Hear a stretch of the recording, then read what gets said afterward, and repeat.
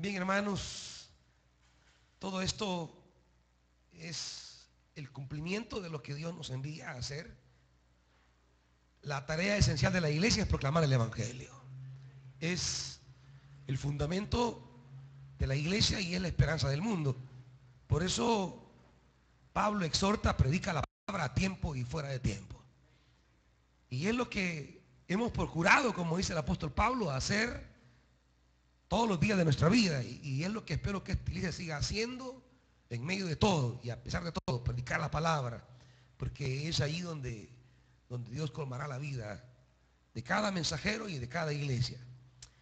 Vamos a tomar la palabra esta mañana, hermanitos, en la primera carta del apóstol Juan.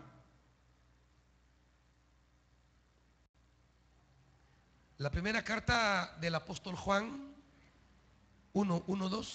Bájame un poquito de arriba, un poquito nada más.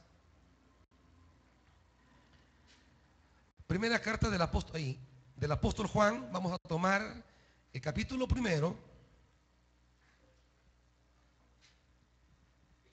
Primera de Juan, capítulo 1, versículo 4. Y vamos a leer hasta el versículo 2 del capítulo 2. ¿Estamos, hermanitos? 1:4 de la primera carta de Juan. Les escribimos estas cosas para que vuestra alegría sea completa. Este es el mensaje que hemos oído de Él y que les anunciamos. Dios es luz y en Él no hay ninguna oscuridad. Si afirmamos que tenemos comunión con Él, pero vivimos en la oscuridad, mentimos y no ponemos en práctica la verdad. Pero si vivimos en la luz, así como Él está en la luz, tenemos comunión unos con otros y la sangre de su Hijo Jesucristo nos limpia de todo pecado.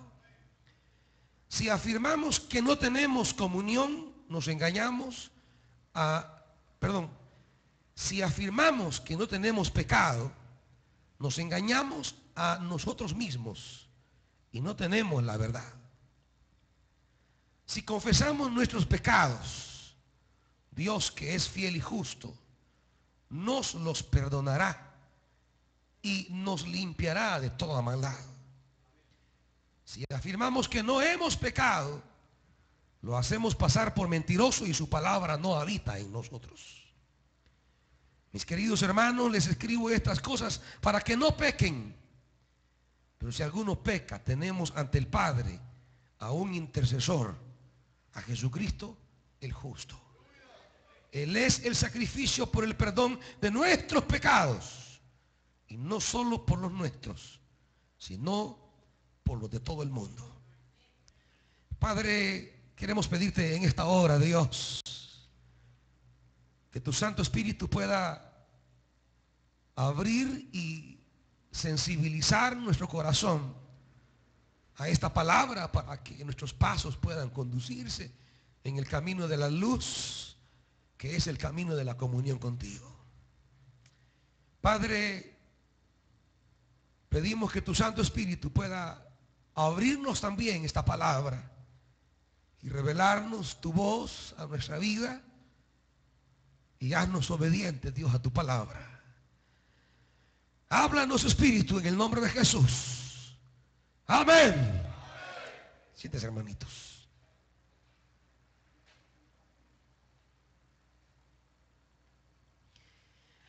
Hay una intención con la que el autor abre estos versículos y es con lo que quisiera iniciar, remarcando la intención de Dios.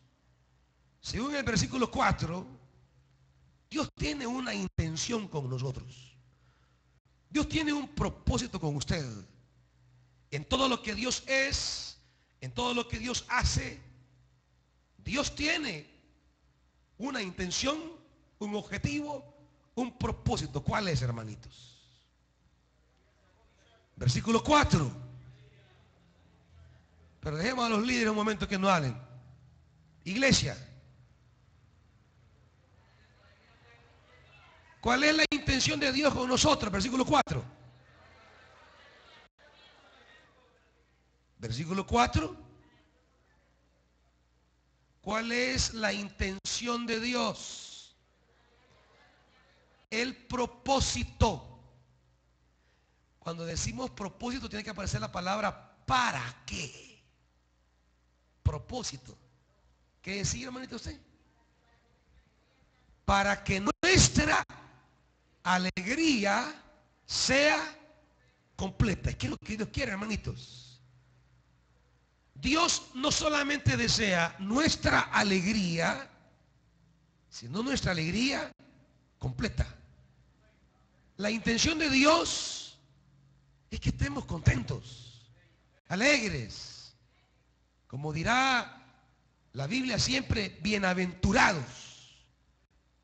La bienaventuranza, el ser bienaventurados, es un estado en el que podemos decir: estoy bien, estoy contento, estoy tranquilo, estamos bien. Esa es la intención divina. El deseo de Dios para la vida humana y para la vida nuestra, cuando en Cristo Jesús nos abre el camino de la salvación, es que nosotros estemos bien. Dios no se reveló para someternos en una esclavitud, diríamos, vergonzosa. Dios no se reveló para someternos a una especie de vergüenza o de esclavitud onerosa. No, Dios se reveló en nuestra vida para llevar nuestra vida a un estado de alegría. Dios nos convoca a la alegría, y no a cualquier, ni a un pedazo de alegría, sino a la alegría completa. Este es siempre el pensamiento de Juan, aún en el Evangelio. Yo he venido para que tengan vida y vida en abundancia. Es que cuando Dios se nos ha revelado, se nos revela porque quiere sacarnos de esa esclavitud que mina nuestra vida, que corroe nuestra vida, que deshumaniza nuestra vida, y Dios quiere llevarnos a un estado de plenitud. Cuando Dios aparece en nuestra vida, Él no quiere en principio llevarnos a una iglesia. Nos quiere llevar a un estado de vida plena. Nuestra incorporación a la iglesia solo debe ser un camino, un instrumento, un vehículo, un medio a través del cual podamos crecer hacia esa experiencia de vida. Pero hay quienes se conforman solamente con quedarse en el medio, en el instrumento que es la iglesia. Asistir a la iglesia, vivir bien a los ojos de la iglesia, y se olvidan que la intención de Dios no es incorporarme a una religión, no es incorporarme a una iglesia. La intención de Dios es llevarme a una condición de vida que refleje su carácter, su propósito. ¿Me comprenden, hermanitos? Y aquí no dice: les escribo, hermanos, para que vayan a la iglesia católica. Les escribo, hermanos, para que vayan a la iglesia evangélica. Les escribo para que vayan donde los bautistas. Les escribo para que sean pentecostales. No. La convocatoria de Dios no es una convocatoria a afiliarme a alguna iglesia. La convocatoria de Dios es a incorporarme a un propósito que Él tiene conmigo. Dios tiene una intención conmigo. Dios quiere verme de cierta manera. Dios quiere verlo a usted, hermano, hermana, de cierta manera, en cierta condición. Y esa condición, dice el versículo 4, es que usted tenga una vida alegre, bienaventurada, que usted esté bien, pues. Dios no quiere que usted esté sombrío, marchito, complicada la vida. No, Dios quiere que usted esté bien. Es que es lo que Dios dijo al final de la creación. Vio todo lo que había hecho y dijo: esto está excelente. Dios dijo: todo lo que he hecho es bueno. Y dijo: en gran manera. Es que así obra Dios. Dios no nos ha llamado a una especie de un pedazo de vida, una miseria de vida. Dios nos llama a una cierta plenitud de vida. Aquí dice: a una alegría completa, total. Por tanto, Todos los que estamos aquí tenemos que tener muy claro esto. Dios no nos ha llamado a afiliarnos a una religión. La intención de Dios es reflejar su carácter, su amor en nuestra vida. Eso es lo que Dios quiere. Ahora, la iglesia, cualquiera que sea, debe estar al servicio de contribuir y de facilitar ese proceso en el cual Dios cumple en nosotros la alegría completa. ¿Me están oyendo, hermanito? Entonces, ¿cuál es la iglesia verdadera? Cualquiera. Cualquiera que le ayude al ser humano a experimentar ese proceso en el cual Dios cumple su propósito en la vida de un ser humano. ¿Me comprenden, hermanos? Es decir, la alegría, la iglesia verdadera no es, ni se define a partir de una confesión particular. Que alguien diga, es que este es nuestros dogmas, estas son nuestras doctrinas, o estos son nuestros ritos. La verdad, desde la perspectiva bíblica, la verdad no está en conceptos doctrinales. La verdad está en qué medida esta iglesia contribuye a que el plan de Dios se lleve a cabo en la vida de los hombres. ¿Estamos? Digo, porque la gente dice, tenemos la verdad y aquí está nuestro credo. Tenemos la verdad y aquí está mi doctrina. Desde la perspectiva bíblica, la verdad no es conceptual. Es decir, no es teórica. La verdad tiene que ver con la práctica. Tiene que ver con qué tipo de persona está promoviendo la iglesia. ¿Qué tipo de vida promueve el evangelio en las personas? Esa es la verdad. ¿Me explico, hermanitos? Entonces, ¿qué quiere Dios? Dios quiere que usted esté bien. ¿Qué debe buscar la iglesia? Ser un instrumento de Dios para que eso se realice en su vida. De tal manera que toda iglesia, al margen de su edificio, su doctrina o su culto, al margen de esos aspectos en que todo el mundo se fija, cualquier iglesia puede contribuir al plan de Dios si se coloca en este plan de obediencia al evangelio. Ahora, no solamente quiero esta mañana recalcar lo que la Biblia dice, la intención divina de traer alegría plena a nuestra vida, sino que estemos conscientes qué es lo que afecta que se realice en nuestra vida la alegría completa de Dios. ¿Qué es lo que daña? ¿Qué es lo que se opone? ¿Qué es lo que entra en el escenario? ¿Qué es lo que viene a veces a entorpecer que yo pueda disfrutar a plenitud? Que yo pueda disfrutar el proceso de vida de Dios en mi vida. Y es lo que lo que Juan quiere en estos primeros versículos, que estemos conscientes que este plan de Dios puede ser estorbado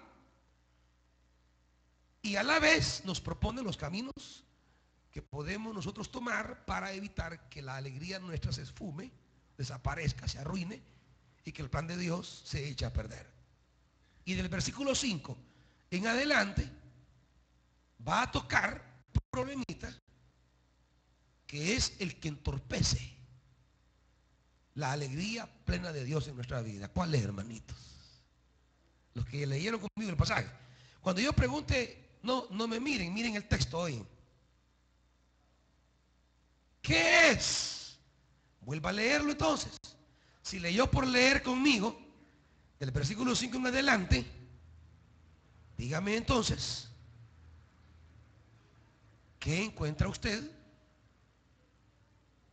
¿Qué es lo que estorba la alegría? ¿April? El pecado que es descrito en este pasaje de diferentes maneras. El 6, el pecado se describe como vivir en la oscuridad. ¿verdad? En el 7, pues se refiere claramente como pecado, en el 8 como pecado, en el 9 si confesamos nuestros pecados, el 10 si afirmamos que no hemos pecado, el 2:1 les escribo para que no pequen, pero si alguno peca, el 2:2, Él es el sacrificio por el perdón de nuestros pecados. Bien. Tenemos entonces el propósito de Dios para su vida es que usted tenga alegría plena. Pero no solo tenemos el propósito de Dios, también tenemos lo que estorba muchas veces el propósito de Dios a nuestra vida. Fíjese que lo que estorba no es el hermano, no es la hermana, no es fulano, sutano, mengano. Estorba una situación que muchas veces llega a formar parte de nuestra vida. Y que es, en última instancia, la razón última, que es la explicación última a esas situaciones de estorbo que vivimos muchas veces en el camino del Evangelio. Siempre que usted descubra algún tipo de insatisfacción o de situación problemática en su vida, siempre a la raíz vamos a encontrar alguna realidad que no hemos arreglado respecto a Dios. Siempre, a veces decimos, es que mire, yo me voy porque la gente me dijo esto. Yo me voy porque fulano, sutano, mengano. Pero realmente algo está estorbando nuestra comunión con Dios. Pero realmente lo que está a la raíz no es el hermano, fulano, no es la hermana, mengana, no es que no tenía, no es que no podía. Siempre a la raíz de abandonar los caminos de Dios y de dejar de servirle a Él, siempre a la raíz lo que está es una tiniebla que está opacando nuestra comunión con Dios. Porque cuando alguien disfruta de plena comunión con Dios, nada lo detiene. Cuando alguien está caminando en la luz divina, cuando alguien está tomado de la mano de Dios, cuando alguien vive en esa armonía con Dios, no, hermanos, nada lo detiene. Nada. Cuando alguien camina tomado de la mano de Dios, nada le estorba. Porque el Dios con quien tiene comunión siempre lo sostiene, lo alimenta, lo mantiene, lo empuja, lo ilumina.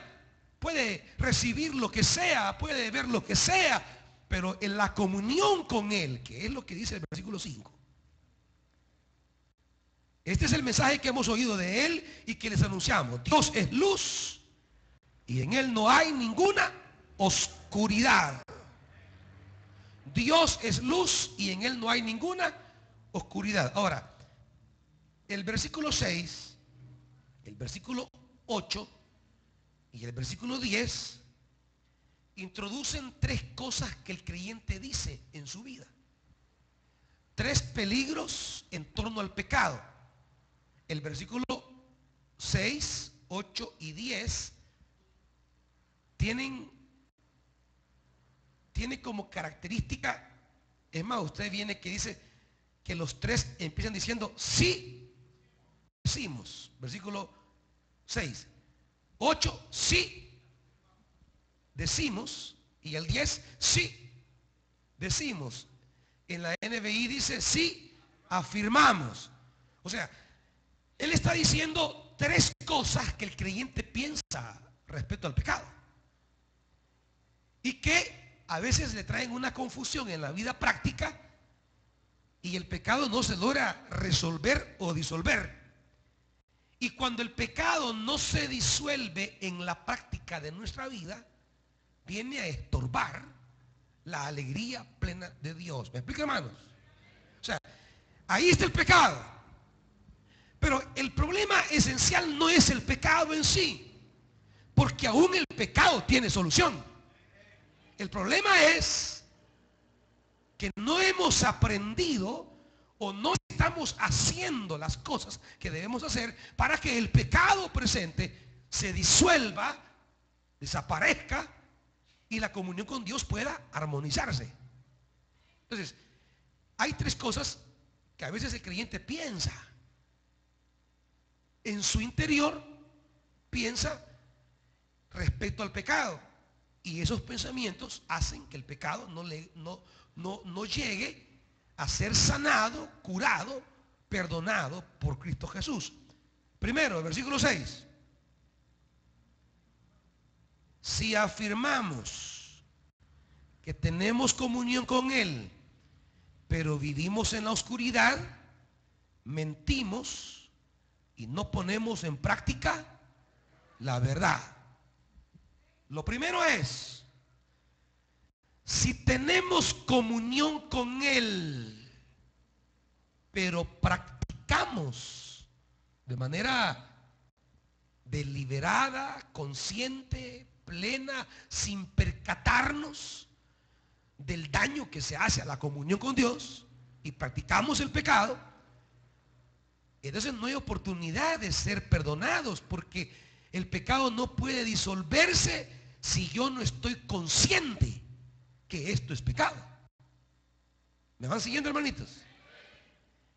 El primer, diríamos, obstáculo que los creyentes experimentamos en esa experiencia de vida en la cual Dios quiere darnos alegría completa, es pensar o creer que el Evangelio no tiene ningún reclamo a nuestra vida. Hoy día está muy de popular este problema que señala el versículo 6. Yo tengo comunión con Dios, pero la vida no es transformada. Tengo comunión con Dios, pero sigo siendo igual. Y ese es el gran problema que tiene hoy la iglesia evangélica. Ese es el problema que tenemos la mayoría de los evangélicos en este tiempo. Diríamos, la falta de sensibilidad y de entender que la comunión con Dios me reclama una cierta manera de vivir. ¿Me van siguiendo, hermanitos? Mire, quizás la iglesia, como vengo diciendo yo, quizás la iglesia no le reclame nada a usted. Es más, en esta iglesia particularmente no andamos persiguiendo a la gente ni acosando a la gente sobre cómo vive, qué hace, con quién camina, dónde entra, dónde sale, cómo se vive. No. Hay iglesias que tienen todo un sistema policial para controlar a los miembros. Y tienen toda una jurisdicción, hasta tienen los espías, ¿va?, en cada pasaje, que esté controlando cómo vive cada persona.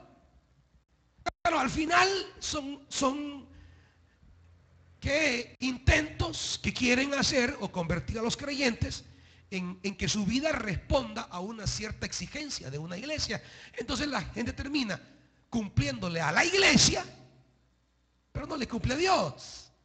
Es decir, terminan respondiendo a las exigencias morales de una iglesia, pero no le termina cumpliendo a Dios. El tema aquí, hermanos, el tema central en la vida cristiana no es qué piensa de mí fulano, sutano o mengano. El tema en la vida cristiana es la comunión con Dios, mi comunión con Dios. Es que la columna vertebral del plan de Dios en mi vida es que yo camine de la mano con Dios. ¿Listo? La comunión con Dios. La comunión con Dios, diríamos, es como la esencia de lo que somos. Es la esencia de la vida cristiana. La comunión con Dios es la fuente de la alegría con la que Dios quiere llenar mi vida. La alegría, la plenitud de alegría con la que Dios quiere cubrirme está en Él.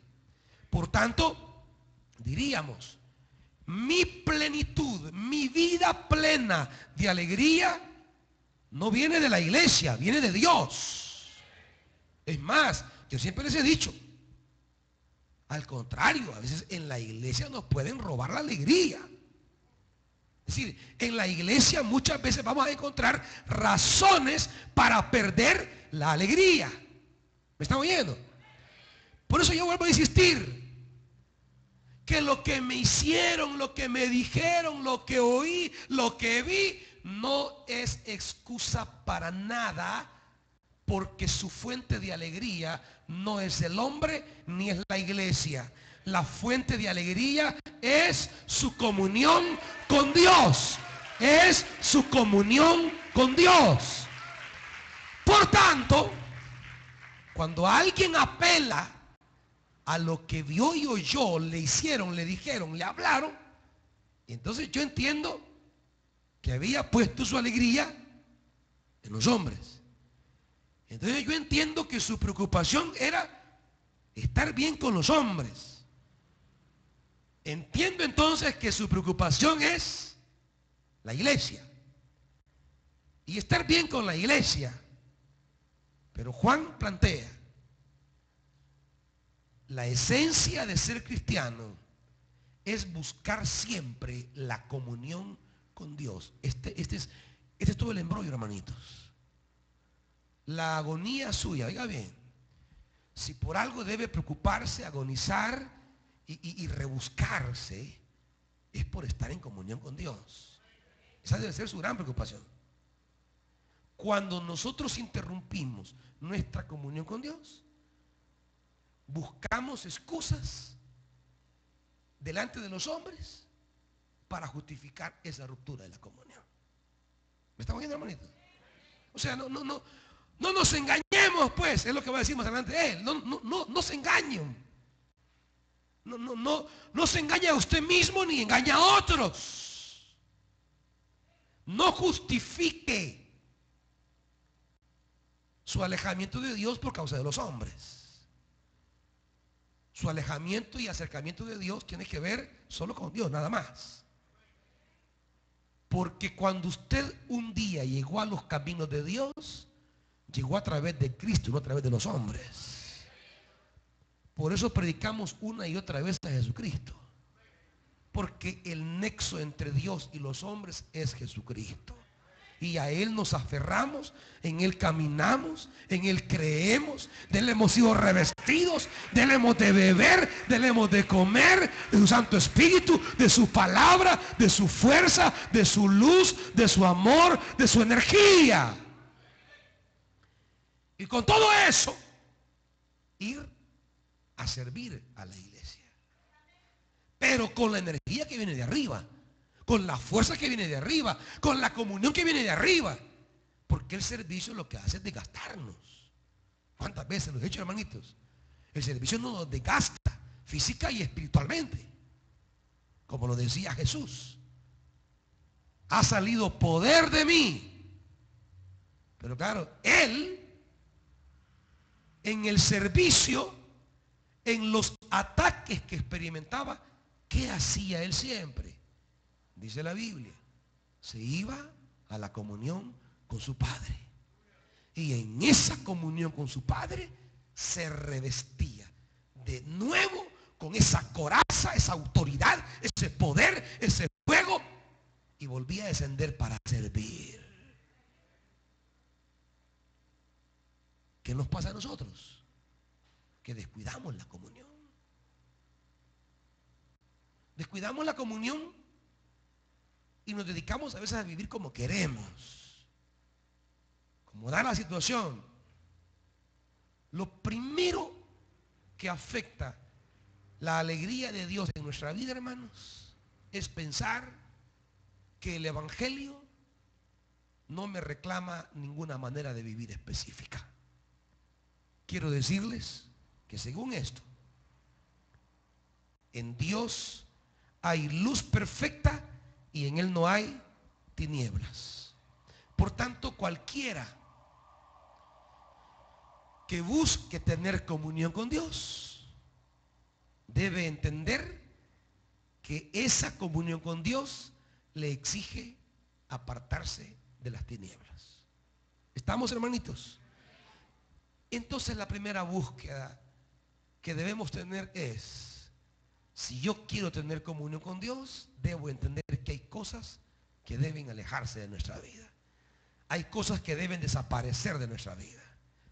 No hay, diríamos, armonía entre mi comunión con Dios y la presencia de realidades que oscurecen nuestra vida. Todo tipo de tiniebla que afecte su comunión con Dios debe ser quitada del camino. ¿Y qué puede hacer eso? Usted lo sabe, yo no sé. Yo no sé. Yo puedo saber en mi vida personal las cosas que puedan estorbar mi comunión con Dios. Y les voy a decir 3. Una, metiches, eso solamente es con Dios. No, es que estaban unos así agachados, y solo dije, les voy a decir 3. Ya pusieron atención. No. Cada quien debe identificar por la palabra y el Espíritu qué es lo que a usted lo aparta de la comunión con Dios. Cada quien debe saber. Por eso pídele al Espíritu. Quizá lo que pone en problemas su comunión con Dios, con el hermano Oscar, sea muy distinto quizás a lo que ponga en problemas la comunión con Dios con la hermana Silvia. Quizás lo que pone en problemas a nuestro hermano Posada en su comunión con Dios sea distinto a lo que pone en problemas su comunión con Dios con el hermano Luis Mendoza. Por eso en la vida cristiana no puede haber como un montón de reglas, como que todos tuvieran el mismo problema espiritual. Todos tenemos nuestro propio problema espiritual. Cada quien tiene, diríamos, su estorbo personal. Y el Espíritu se encarga no solo de revelárselo, sino de mostrarle el camino de cómo se resuelve eso. Lo que en la predicación decimos esta mañana es: si los que estamos aquí queremos estar en esa comunión con Dios, que es la fuente de la alegría plena que Dios quiere que disfrute, si los que estamos aquí queremos tener esa comunión con Él, que es la esencia de la vida cristiana, eso implica que hay oscuridades de nuestra vida que deben desaparecer. De lo contrario, el pecado vendrá a estorbar nuestra comunión con Dios y al final estorbará la alegría plena de Dios a nuestra vida. Y entonces es cuando la gente comienza a experimentar situaciones que le traen tristeza, amargura, penas, aflicción, dolor, porque muchas de ellas van ligadas a la falta de la alegría de Dios en su vida, como resultado que no se percataron, que no asumieron la responsabilidad de entender que mi comunión con Dios exige que yo me aparte de cosas que a la larga van a traer oscuridad al corazón nuestro. ¿Me están oyendo, hermanitos? Esto entonces es muy personal de usted con Dios, que requiere mucha honestidad y sinceridad, que requiere mucha franqueza, que requiere que usted no ande queriendo convencer a Dios como convence a los hombres, que usted edite la imagen suya delante de Dios como lo hace ante los hombres. Delante de Dios no podemos editar nada, hermanos. Cuando usted vaya delante de Dios, vaya y dígale realmente lo que es, lo que hace. Delante de Dios vaya y sea tal como es. No le quiera dar garabato a Dios, no le quiera dar no, a donde Dios vaya claramente y dígale: esto soy, Señor, esto es lo que me está pasando, Señor. Y solo en la medida que tomamos conciencia de que Dios es luz, Dios, tú eres luz, yo quiero tener comunión contigo, tengo este problema y no quiero caminar más en él. Entonces, cuando eso pasa, dice el versículo 7, si vivimos en la luz, así como Él está en luz, tenemos comunión unos con otros. ¿Y qué dice, hermanitos? Cuando queremos andar en la luz, cuando yo le digo a Dios: Dios, tú eres luz y esto no puede ser parte de mi vida, un problema que tengo en mi vida. Entonces, ¿cuál es mi esperanza? ¿Qué es lo único que tengo? La sangre de Cristo Jesús, nada más. La sangre de Cristo Jesús tiene poder para aniquilar el pecado que habita en nosotros. La sangre de Cristo Jesús aniquila el pecado que hay. Pero yo tengo que decirle: Dios, quiero vivir en la luz, como dice el versículo 7. Si vivimos en la luz, o sea, no es de decirle, no es de obviar, es que la sangre de Cristo tiene poder para destruir el pecado que aún habita en nosotros. Pero yo debo decirle a Dios que anhelo vivir en la luz. Yo debo decirle a Dios: yo quiero ordenar mis caminos. Yo no quiero andar cabizbajo, lleno de problemas. Porque saben ustedes que el pecado siempre trae problemas. El pecado siempre trae líos, conflictos, situaciones amargas que arruinan la vida. Pero si usted entiende, mi Dios con quien yo quiero caminar, mi Dios quien tiene alegría plena para mí, mi Dios que quiere verme bien, mi Dios es luz. Y yo descubro que en mí hay cosas que pertenecen a la oscuridad.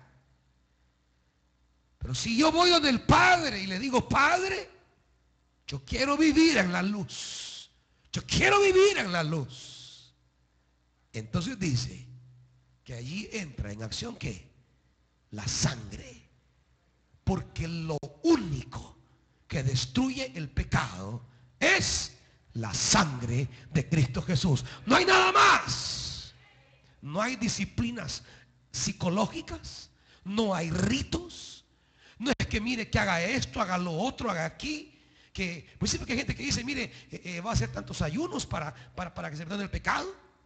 Va a hacer tantas vigilias, va a hacer tal penitencia, o va a agarrar aceite y lo va a mojar. No, no, no, no. Nada se deshace del pecado si no solo la sangre de Cristo.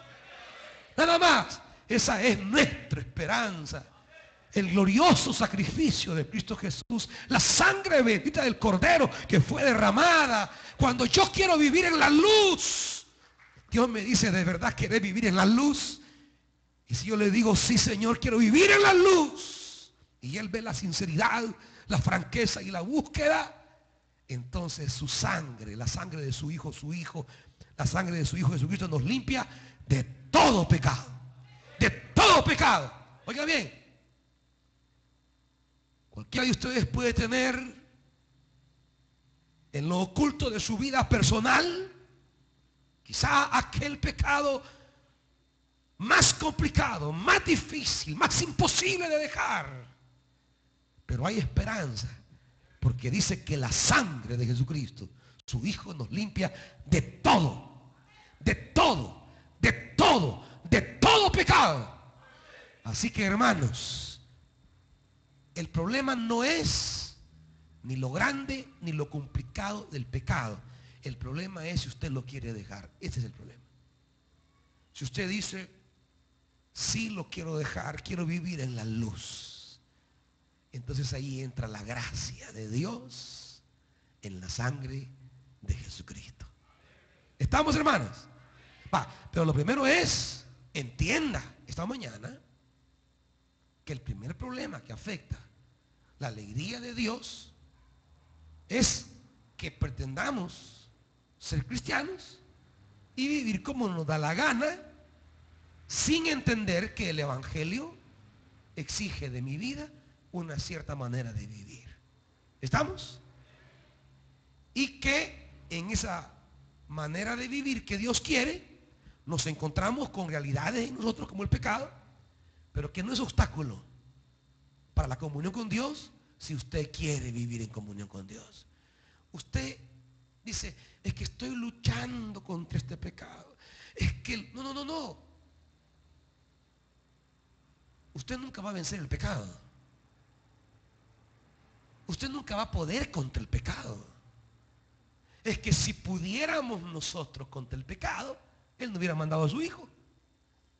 Si Dios hubiese creído que usted podía derrotar por una cierta disciplina espiritual o un cierto rito religioso el pecado, no hubiese mandado a su Hijo. Es que lo mandó por eso, porque es el sacrificio de su Hijo lo único que deshace la oscuridad del pecado en nuestra vida. Lo que debe expresarle a Dios es su deseo de vivir en comunión con Él. Eso. Luego Él se encargará con la sangre de Cristo. El versículo 8 nos habla de otro problema. Si decimos que no tenemos pecado, nos engañamos a nosotros mismos y no tenemos la verdad. El problema que enfrenta, el segundo problema que enfrenta el cristiano es, como lo dijéramos, el segundo problema es que el cristiano considere que hay algunas cosas que para él no son pecado. Es decir, yo no tengo pecado en esto. Como que pensamos que quien decide lo que es pecado y no es pecado somos nosotros. Y podamos decir, no, yo no tengo esto. No, yo en esto que hago no peco contra Dios. Juan dice, quien va a decidir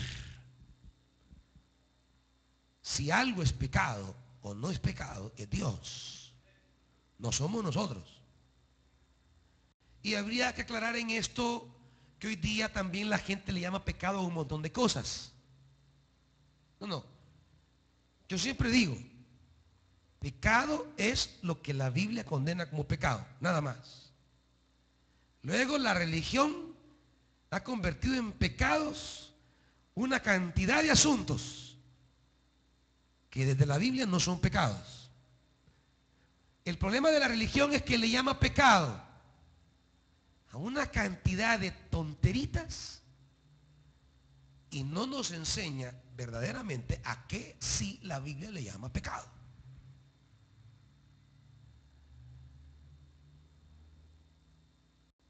El problema es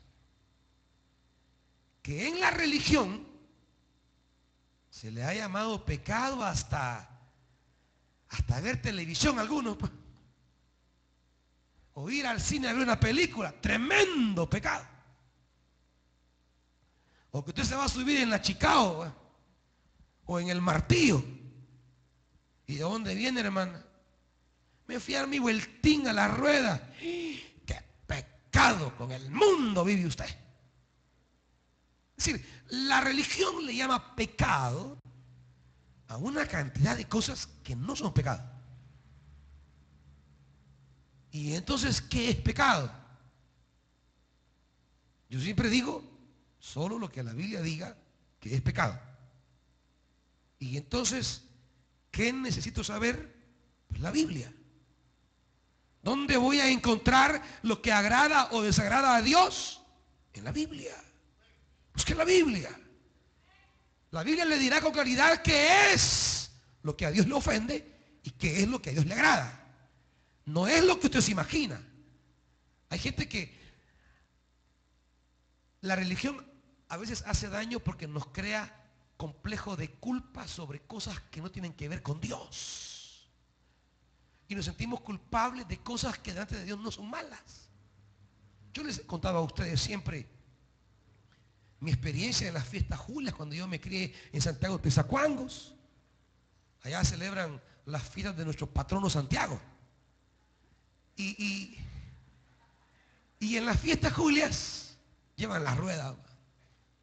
Y claro, yo recuerdo que no tenía dinero para darme una vuelta, pero el problema no era el dinero, sino que me habían enseñado desde pequeño que eso era un pecado, era una ofensa contra Dios. Es más, le cuentan a uno aquellas historias de una hermanita que se subió a la rueda y que en la voladora va, de repente se zafa la cadena y va a volar la hermana ya al barranco. Ya ven, hermanos, el pecado hizo. Entonces uno que queda con aquella cosa que de pequeño uno va quedando esa conciencia de miedo. Y yo recuerdo que estaba de 6 años y yo quería subirme a la voladora. Es que era como una cosa de bicho. Y logré escabullírmele al que cobraba y al que revisaba los tiquetes, porque se paga, usted se sienta, pero después pasa otro y viendo si de verdad usted da. Entonces yo me logré escabullir al que cobraba y al que revisaba. Me senté en la silla y yo me sentía realizado, que la había hecho, que me iba a dar mi vueltín.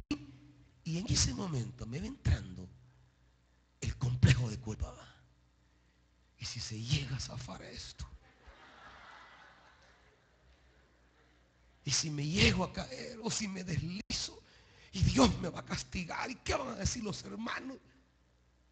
Entonces, miren, solito, sin que nadie me diga nada, me he bajado solito y otra vez solo, a ver. Ahora, dígame usted, en esas cosas la religión se ha encargado de meternos una cantidad de complejos, de culpas. Son complejos. Y son complejos porque responden a algo que en la Biblia no tiene que ver nada con el pecado. En la Biblia el pecado tiene que ver con cosas que la religión muchas veces no nos enseña. El chambre. 7 cosas aborrece Jehová y aún 7 abomina su alma. Una de ellas, el que pone discordia entre hermanos. Y allá andan muchos que para ellos es pecado ir a la rueda y no van a la rueda, pero se manejan una lengua que divide al cuerpo de Cristo.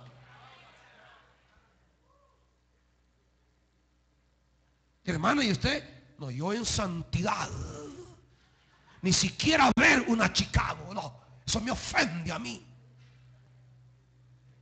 Ni siquiera mirar la silla voladora, el martillo, Sodoma y Gomorra.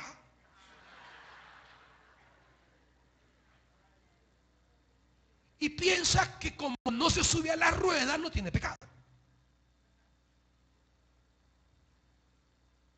El cine, yo ni la cartelera miro, yo paso en el periódico así rápido, en la cartelera eso. Silla de escarnecedores. No tengo pecado. Pero cuando me acerco de la hermanita, le vuelo lengua a fulano, a sutano. Pero no tengo pecado porque no me subí a la Chicago.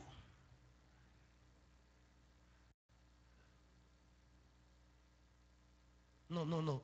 No es lo que la religión diga, ni lo que usted crea. Es lo que la Biblia diga. Por eso lea la Biblia. Porque la Biblia le dirá a usted lo que ofende a Dios y lo que no ofende a Dios. Pastor, ¿y es pecado esto? No. ¿Qué dice la Biblia? Lea la Biblia, no sé. Es que fíjese que me dijeron que esto era pecado. No, pero ¿qué dice la Biblia? Es que mire, me dijeron que si yo me ponía esta peluca,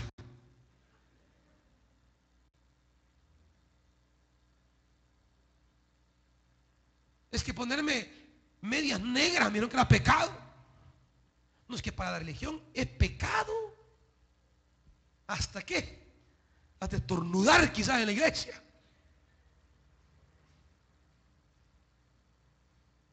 No. No nos confundamos creyendo que la religión me va a decir lo que es o no es pecado. Es la Biblia. Y donde la Biblia diga esto desagrada a Dios, póngale mucha atención. Donde la Biblia diga esto Dios lo aborrece, póngale muchísima atención. Donde la Biblia diga y esto dañó la comunión de fulano con Dios, póngale atención. ¿Me están oyendo, hermanitos? Hermano, fíjese que será pecado oír un mariachi que me venga a cantar las mañanitas. Será un ultraje a Dios. Busquemos mariachi aquí en la concordancia.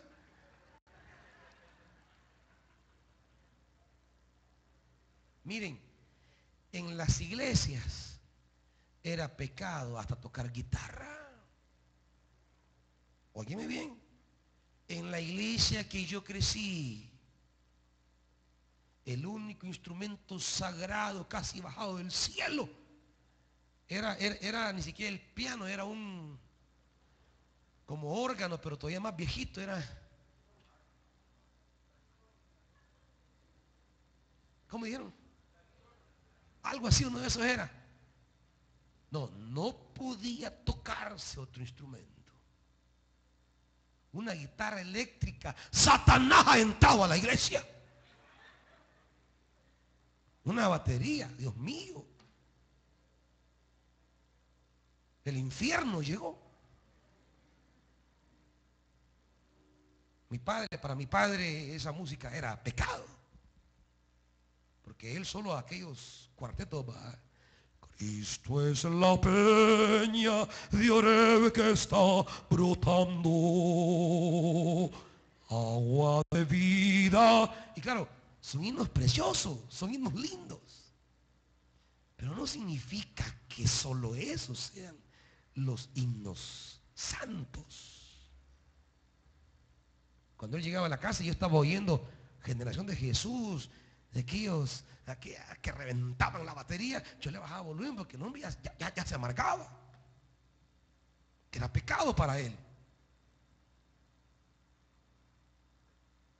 Avancemos, cerremos ya, hermanitos.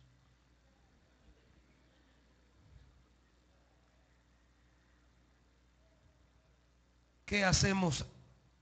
¿Qué solución tenemos cuando descubrimos ante la palabra que lo que creo que no es pecado, sí es pecado? Dice el versículo 9. Si confesamos nuestros pecados, Dios, que es fiel y justo, perdonará nuestros pecados y nos limpiará de toda maldad. ¿Está? De repente me doy cuenta, Dios no sabía que esto te ofendía. Pero hay solución. Se lo digo a Dios. Y Dios es fiel. Y Dios es justo. Es que todo tiene que ver con Dios. Es con Dios la cosa, hermanitos. Es con Dios la vida cristiana. Finalmente, versículo 10. Si afirmamos que no hemos pecado, lo hacemos pasar por mentiroso y su palabra no habita en nosotros. Si el segundo era que no tenemos pecado, el tercero ahora es, afirmamos que no hemos pecado. Es la declaración del cristiano que piensa antojadizamente si algo es bueno o malo en su perspectiva. Y si Dios dice que esto es pecado, pero yo digo que no, ¿quién queda de mentiroso? Hacemos a Dios mentiroso. Si Dios me dice robarle a tu empleado su sueldo, me ofende. Pero usted dice, no, según el código, no, según la ley, no. Pero Dios dice, es pecado. Aunque la ley de los hombres diga que no, si a Dios le ofende, punto.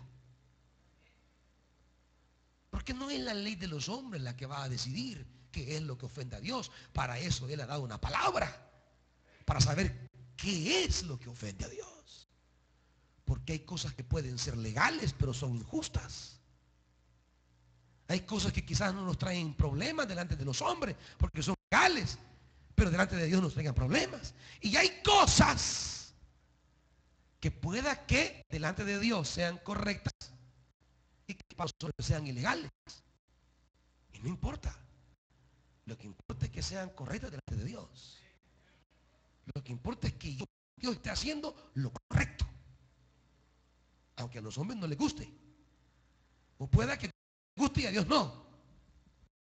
En todo esto hay que buscar el discernimiento divino. Para finalizar, dice capítulo 2, versículo 1, mis hermanos, al final de todo quiere decir, yo les escribo estas cosas para que no pequen.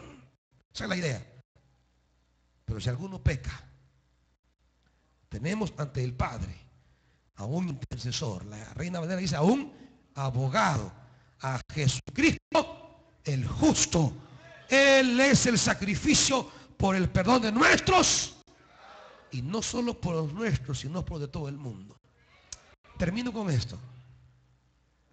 Si es tan fácil entonces que el pecado se devuelva y se resuelva por la sangre de Cristo, ¿por qué no lo hacemos? Aquí está el problema. Para que la sangre de Cristo, para que nuestro abogado intervenga a resolver el pecado, debe existir una actitud de parte nuestra. Porque la sangre de Cristo no obra de manera directa en mi pecado, sino cuando yo busco su auxilio, su ayuda, entonces Él entra en acción. ¿Y cuál es el problema? El problema es que a veces esa actitud no está en nosotros. ¿Y por qué no está en nosotros? Porque muchos estamos complacidos como estamos. Porque muchos se han acomodado a una cierta manera de vivir. Porque muchos han perdido la sensibilidad a lo que ofende a Dios. Y aunque la sangre de Cristo tenga el poder para resolverlo, yo no le demuestro a Dios la búsqueda sincera de querer estar en comunión con Él. Y eso hace que mi vida se mantenga en oscuridad, carente de la alegría que Dios tiene para mi vida. Ahí está la sangre de Cristo, capaz de destruir el pecado más terrible en nosotros. Pero tendremos la sensibilidad, el hambre, la sed de buscar el auxilio divino. Correremos al pie de la cruz buscando salvación. Correremos al pie de la roca a beber de esa agua, o nos mandemos lejitos porque estamos enredados en nuestra vida. ¿Me comprenden, hermanitos? El problema no es lo complicado del pecado. El problema no es la ausencia de solución para vencer el pecado. El problema es si yo quiero vivir en comunión con Dios. Porque si yo quiero vivir en comunión con Dios, tengo mi abogado cuya sangre es capaz de perdonar cualquier pecado. Pónganse de pie, hermanitos. ¿Sería capaz usted esta mañana de decirle a Dios que quiere vivir en comunión con Él? ¿Sería capaz que desde el fondo de su corazón brote en su boca y en su corazón el anhelo sincero de vivir en comunión con Dios? No estoy hablando de ir a la iglesia, estoy hablando de tener comunión con Dios.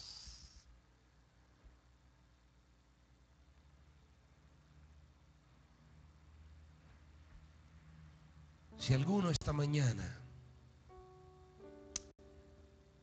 siente en su corazón de verdad decirle a Dios, yo quiero estar en comunión contigo, porque mi comunión contigo es la fuente de mi alegría, de mi plenitud.